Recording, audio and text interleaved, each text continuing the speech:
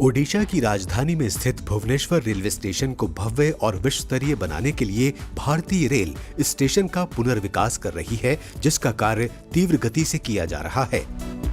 Station का पुनर्विकास कुल 308 करोड़ रुपए की प्रस्तावित लागत से किया जाएगा और यहां वर्ल्ड क्लास सुविधाएं विकसित की जाएंगी। स्टेशन के वेस्ट और ईस्ट दोनों ओर भवन का निर्माण किया जाएगा, जिसमें वेस्ट साइड में 3 फ्लोर और ईस्ट साइड में 2 फ्लोर होंगे। स्टेशन पर अत्याधुनिक यात्री सुविधाओं से लैस कॉन्कोर्स होगा।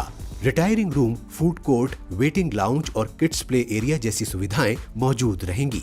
लिफ्ट एस्केलेटर के साथ पूरा स्टेशन दिव्यांग फ्रेंडली होगा।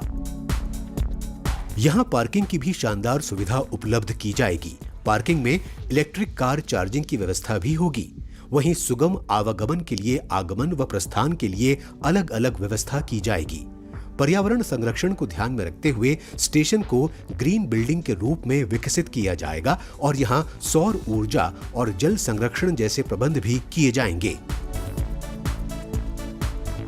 वर्तमान में स्टेशन के पुनर्विकास कार्य में खुदाई का काम पूरा कर लिया गया है। कास्टिंग कंक्रीट में फुटिंग, राफ्ट पीसीसी, आरसीसी का कार्य चल रहा है। रूफ स्लैब का कार्य प्रगति पर है। वहीं एयर कॉन्कोर्स के लिए फुटिंग कंक्रीट और पेडेस्टल कंक्रीट का कार्य किया जा रहा है।